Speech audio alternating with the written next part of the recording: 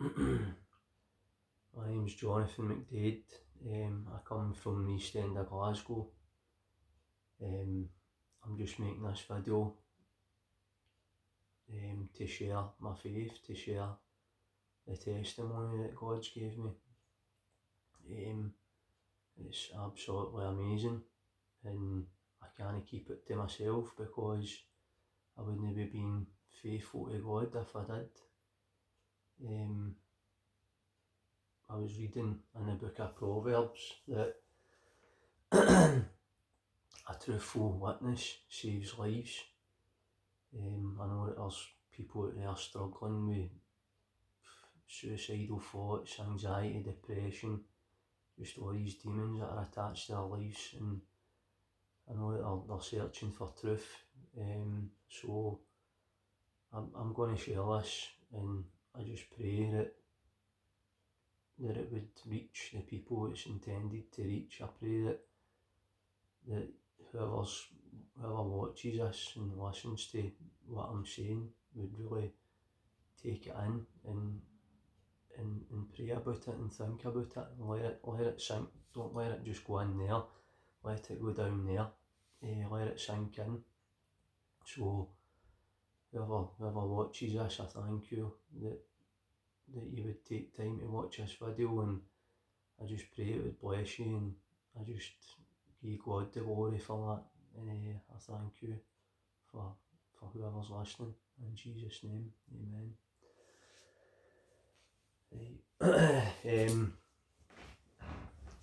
So 3.5 years ago,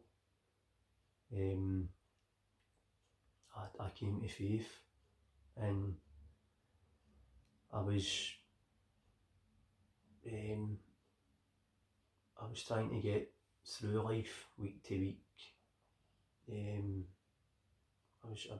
was trying to do everything off my own strength, like my own like carnal nature. I was trying to physically get through life. So I was living from week to week, paycheck to paycheck. Just I thought like I could physically deal with my problems if I was down. I thought if I exercised enough, that would alleviate my problems. It would make things better. And it did for a short time. And physical exercise is good for you, but it's no the answer. It's not what we need. We need God. We need to spend time in His Word. And we need to be born again. We need the power of the Holy Spirit. So what happened to me was in 2016. Just a wee bit of background about me. I come from the East End of Glasgow. I'm a bricklayer of trade, and I love playing football. I've got 2 brothers, and I'm engaged to be married, and my mum and dad are separated. They separated when I was a wee boy. So what happened was I looked after, I always go up and check on my dad. My dad never really took it well that when my mum and dad separated, and he had problems with alcohol, and they just get worse. And it's really been due to his pride. His pride's just, it's absolutely terrible how pride works through people's lives, and it just made my dad bitter. So my dad would drink, and it wasn't nice to go up and see him like that. So, but I was faithful, and I would go up and take care of him, and I'd clean his house for him, but emotionally inside it was doing something to me. It was really hurting me. but as I said, my way of dealing with that was like I would physically try and deal with that. So what I really loved and enjoyed, and I still do enjoy playing football. So my way of dealing with these stresses were what I would go out and play football, and I would take it out on that. But what happened was in 2016 I got terrible injuries in my knees, and I couldn't straighten my legs. They were agony. When it was like burning, absolute burning pain I had in my knees, and it's a condition called tendinitis. And now you can be healed for it. You can go to physio and stuff like that, and you will, and you can actually like strengthen your legs, and you can get better from it. But at the time, because of the emotional pain I had, and I also had the physical pain, but I was still faithful, and I would go up and look after my dad, even though it was destroying me inside. And obviously with the physical pain that I had in my knees, I couldn't alleviate the hurt that it was causing me inside. So what happened was, at that point in my life,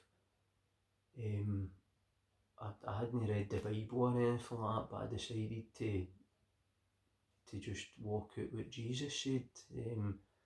Love your enemy, pray for people, bless those who curse you, pray for those who spitefully use you, and just basically love your enemy. So I done this, and I walked it out every day, and I prayed, and I repented. So repentance means just you turn away from your sin. So whatever it may be, I had loads of problems. I had problems with, I lusted terribly. I had problems with pornography. I had problems with alcohol, drugs, you name it. But I turned away from it all, and I walked in Jesus' direction. But what I didn't realise was, I didn't realise that God would actually speak to me. I didn't even think that for a minute. I just thought, do you know what, I'm going to walk towards God, because what else has this world got to offer? What else has it got to offer? So that's what I done. I just walked in God's direction, and I turned away from my sin, and I prayed, and I would do that every day. So what happened was, one day I was at my work, and I still had the terrible pain in my knees, and I had to provide for my family, so I would be out working. Even though I had the terrible pain in my knees, I was still out laying brick for a living, and I was still being faithful and going up and visiting my dad and making sure he was okay.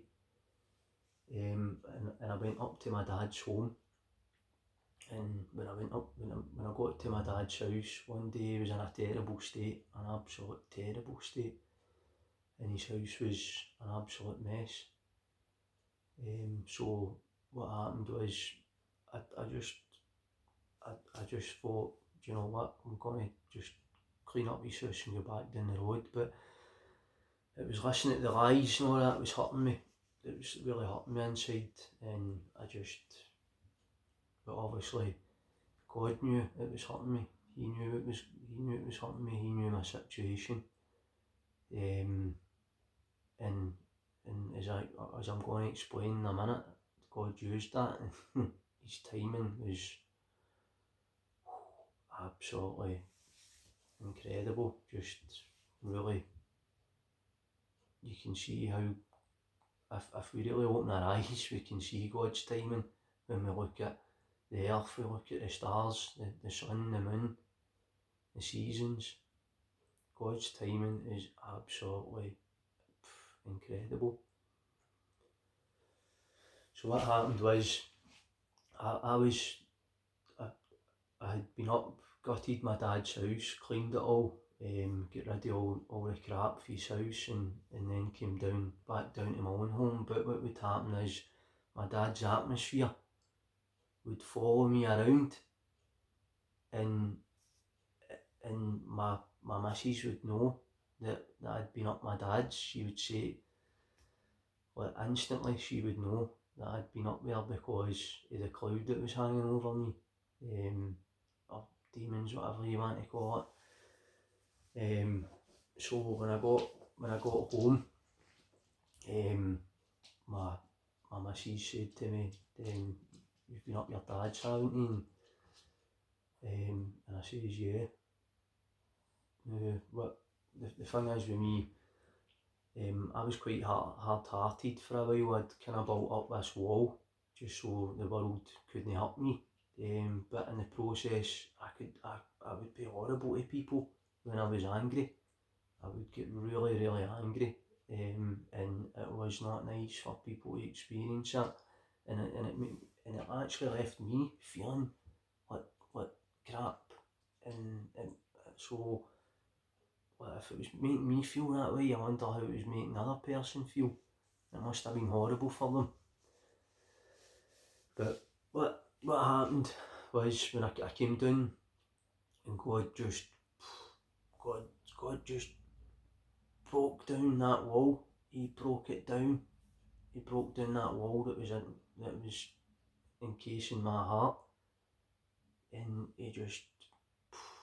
what he done was amazing with me. In the one go, he used that situation with my dad and how much I care about my family to show me that he cares, and he loves me. So what happened was, when my missus asked me about my dad, I done something that I hadn't done in a long time. I started opening up and pouring my heart out to my missus, Claire. I poured my heart out to her, about my dad and about the past, because my missus, she only knew the alcoholic side of my dad. She didn't know what the dad that I knew. She didn't know that side of my dad. But my dad was a great provider. He was just an absolute, he was so funny, and he was a very strong man as well, really, really strong.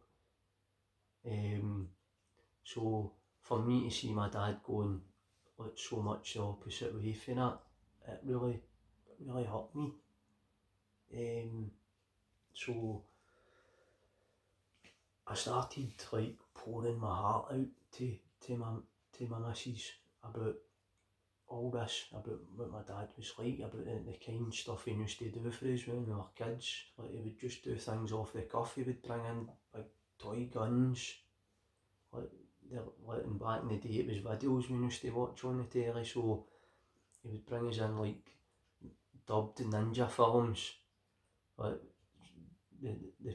and me and my brother used to get so hyperactive, we would jump about the bed, going nuts, ninja kicking each other. My mum used to go mental and say to my dad, "I wish he never brought the videos in." But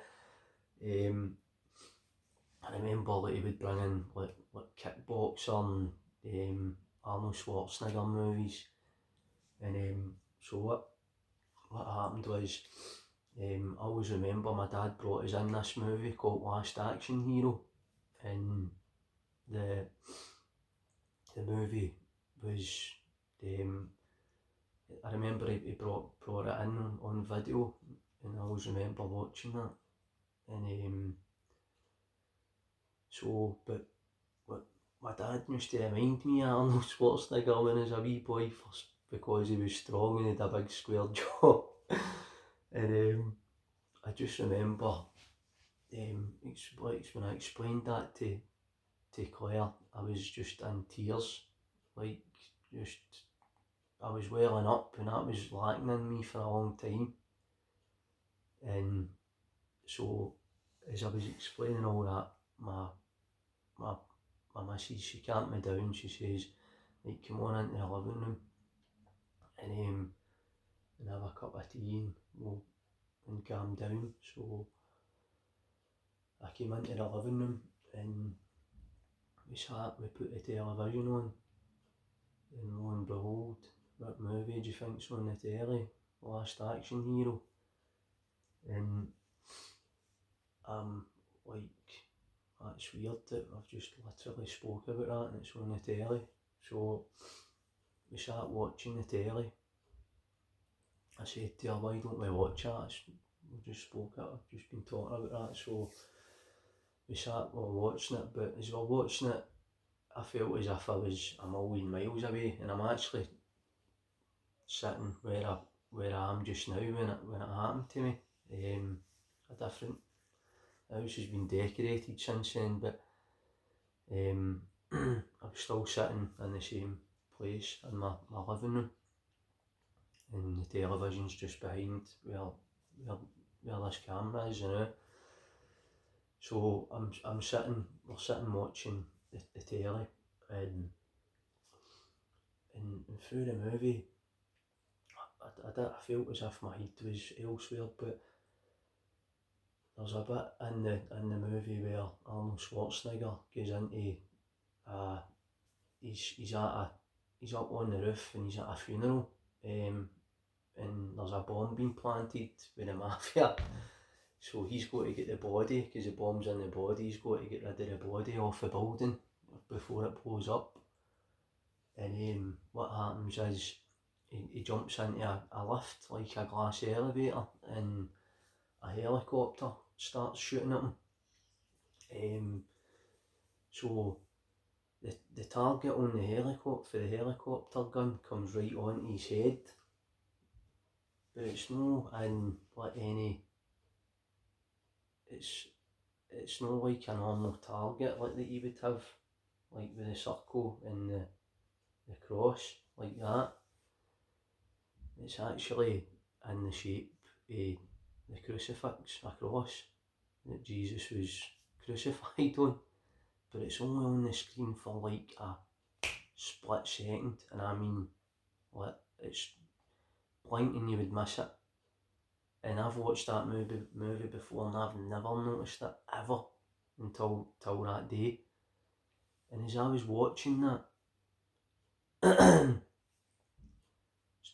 God spoke to me right as it came up on the screen. I'm going to show you.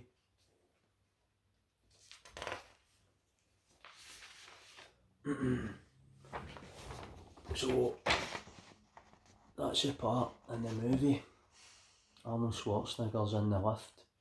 There's the machine gun bullets in the background, and there's a target in the shape of the cross on his head. Now when that came up on his head, something spoke to me right there, and it told me three things. And I thought it was an angel. I hadn't read the Bible, but it told me three things. It told me, I'll be back. No, I'm kidding. It says, it told me Christ is in control.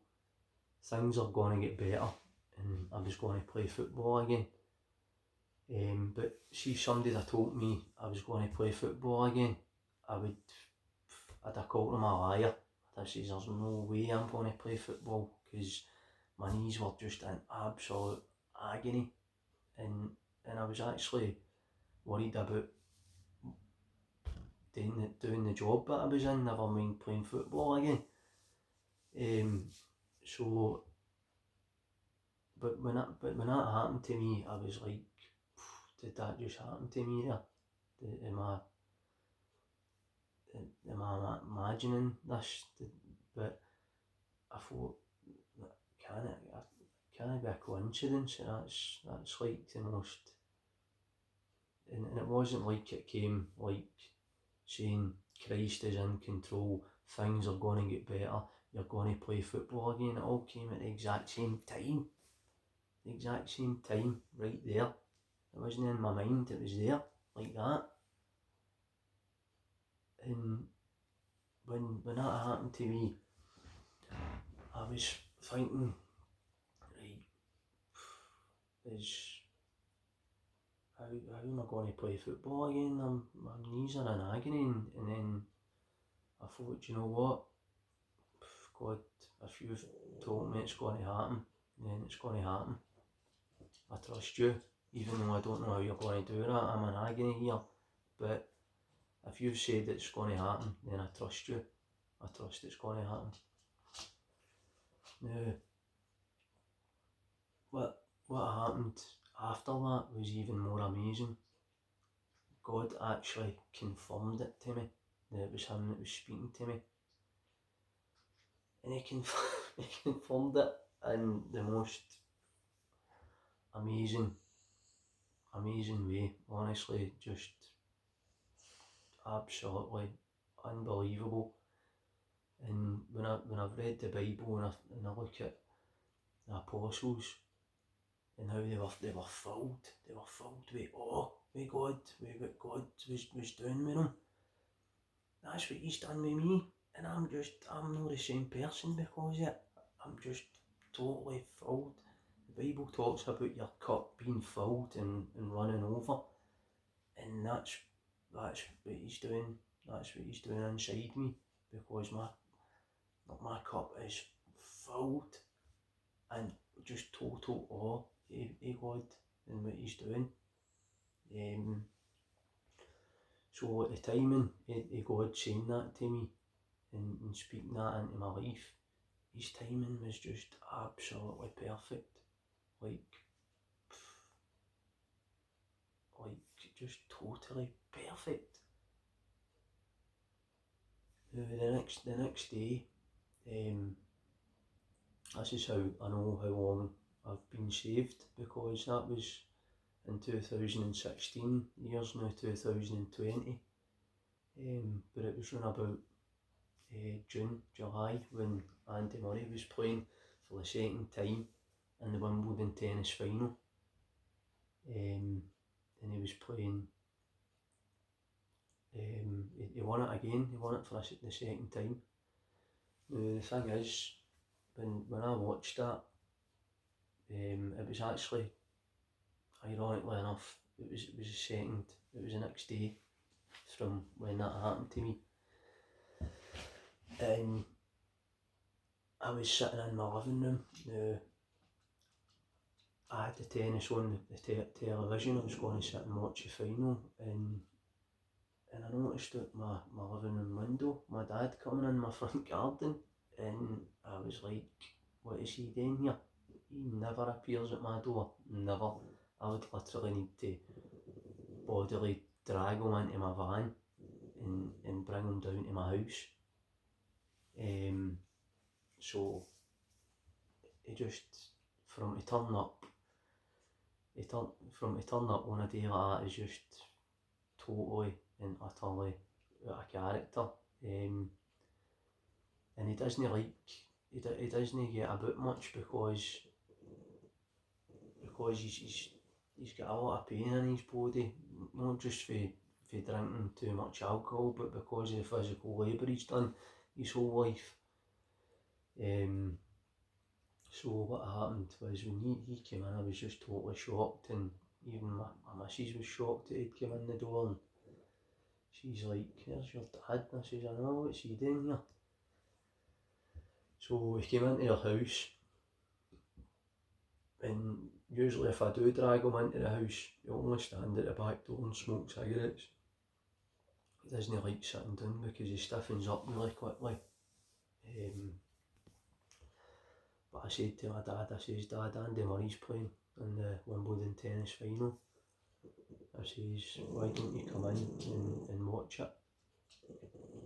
And he says, "Aye, I'll come in and sit and watch it with you, son." So he came in, he sat down, sat right here, and we watched the Wimbledon tennis final now. As he sat down, I mean literally, just as he sat down, I noticed one of the actors that actually out of that movie, Last Action Hero, who's the bad guy. He plays Benedict in the movie, and he's got a glass eye, and he changes it throughout the movie. He like changes it to like a target or a smiley face or whatever. But I noticed him in the crowd. Now, other people who are maybe fans of like Game of Thrones and stuff like that, they'll know him as one of the Lannisters, and he's actually he was like the king, the oldest Lannister, and the wee dwarf guy takes him out with a crossbow. Is it Tyrion Lannister, I think his name is in that Game of Thrones. But anyway, he takes him out, and what happens is, what happened was I seen him in the crowd. But as soon as I seen him in the crowd, like the camera was on him, and then it looked away, and as soon as it looked away, I seen Andy Murray's symbol, and I was like, what the hell is that symbol? That is weird. This is Andy Murray.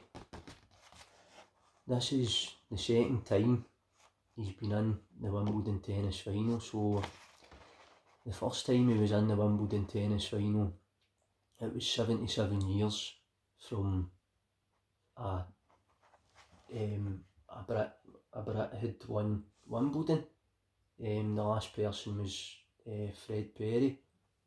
So what happened was, he's got their team's designed a symbol for him, right? And that is an A and an M for Andy Murray. But it looks like a number 177. And no, I didn't suss this out right away. I just it took me a while to compute all this. Like, I was like, that is just strange. That's weird that I've seen that symbol after something's happened to me. And the strange thing about it is, it actually looks like it's 3 nails as well. Or is that just me that's seen that? I don't know. But I just thought, that is not a coincidence. Surely that's not a coincidence. No, but when I looked into that, I thought, well, what would a number have to do with anything if that was God speaking to me? Obviously, I hadn't spent time really in the Bible, but I knew what Jesus spoke about. I'd heard that he said, love your enemies. In fact, I was brought up a Roman Catholic, but I fell out of all that kind of stuff. I never believed in anything.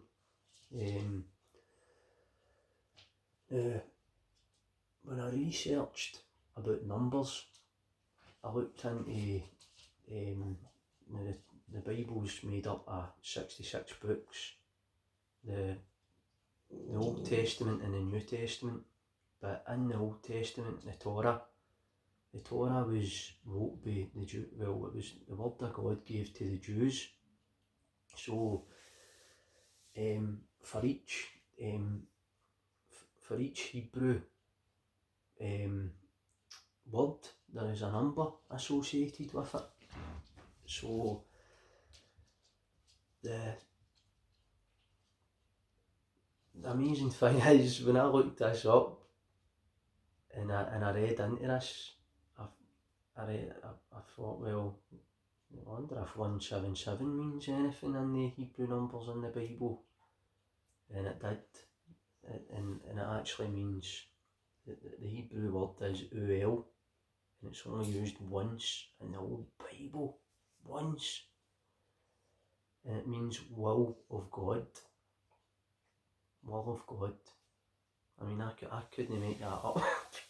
I literally could not make that up.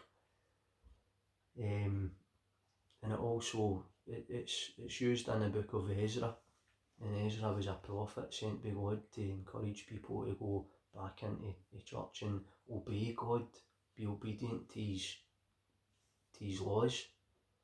Because what happens is when people start being obedient and humble themselves, God actually comes and he blesses people. That's what he's done throughout the whole Bible.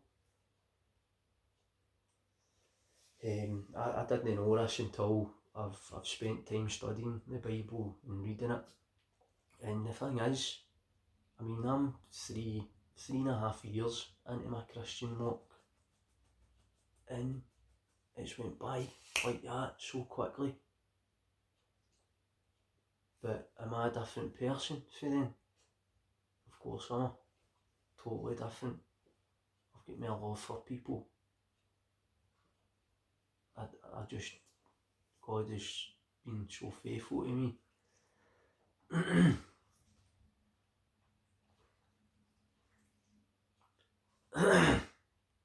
I was the absolute worst person.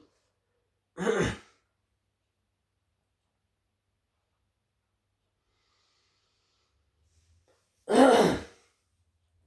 was the worst person, total and utter worst. So if God can love me, if he can do that stuff for me,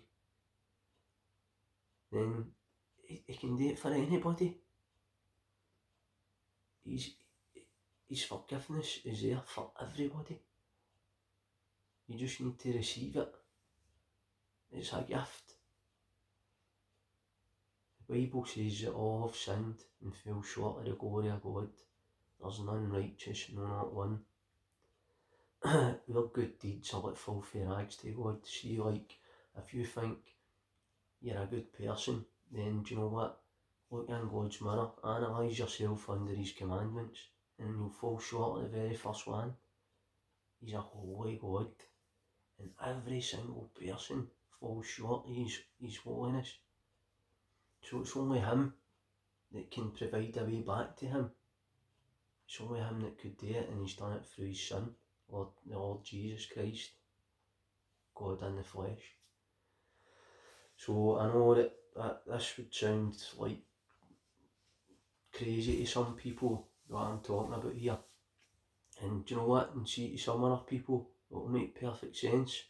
It will just be like a light bulb switching on in your head, listening to this. And it'll confirm so much to you about what you think about God, and it maybe give you all the answers. And do you know what? God's got everything we need. He's got a sense of humour. He's obviously coming back, because you know Arnold Schwarzenegger's favourite saying, "I'll be back." So Jesus is coming back. He's coming back. So we need to get ready, everybody, and that's including myself. I need to be ready for him coming back as well. And if I don't share this with people, then how I'm going to need to stand before God and give an account. And he's invested a lot into me by doing that to me. So if I don't give other people what I've received, then I'm not showing them love. Because if this had happened to somebody, I would want to know. There's a there's a programme in Scotland called Still Game, and there's a character called Isa, and Isa is very nosy. She wants to know everything, and her saying is, I want to know, I need to know. So I know that everybody needs to know. I know that if somebody had that kind of thing for God, I would want to know. I would love for them to share. And I know that it would take guts to do that as well. But do you know what? It's sacrificial love, and God sacrificed his life for us. He's laid his life down for us. So when we come to him, we're laying our life down as well. We're going to live forever with God. We just lay our life down. this world isn't our eternal dwelling place. When you come to faith in God, and it's a gift for God, when you come to faith in Him, that's you're going to be with God forever. Eternal life. It's mind blowing, absolutely mind blowing. I don't think there's anything greater on the earth that is even worth speaking about than that. But I know we're so, the devil's got is so wrapped up in ourselves and analysing ourselves. Like, self-love is just rampant now, absolutely rampant. Now I could go on and on speaking about this, and I've got more to share. I've got loads to share. God's blessed me with dreams and visions. He's confirmed even that number was true, and what I was thinking about that was right, by showing me something else in numbers in my dream, pointing me towards scripture in the Old Testament that I would never have a clue about.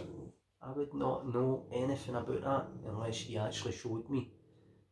So God's blessed me, so in turn I want to bless others. I want to show other people that God loves you. He's there, and we can know Him through His word. God plants a seed through His word. Well, faith comes by hearing, and by hearing the word of God. That's how it comes. So don't let it go in there and out there. Let it. I spoke to somebody recently, and he says the most important journey that you'll ever take is from there to there in your whole life, and that's the head knowledge about Jesus, going from there down to there. And that's what you've got to do. You've got to let God's word. I mean, because people are so lacking. That's why people are running to the doctors for anxiety and depression, because they've got a hole. It's a God-shaped hole, and it's only Him that can fill it. He's the only one that can fill that hole, because we're made to be with Him. We're made to glorify God. That's what we were made for. So if you watch this video, just please give your life to the Lord Jesus. Honestly, give it to Him. He's amazing, absolutely amazing, and He'll be with you. The Bible promises that He'll be with you at the end of the age. So you don't need to worry. You're putting your faith in the right thing. So I know this video's went on for quite a while. I could sit and talk all day and all night. I could talk for weeks and months about Jesus and what He's done. I'm a wee dog. I could talk for ages, and I've got more to share about what God's done for me. But if you're watching this, I just pray that it would bless you.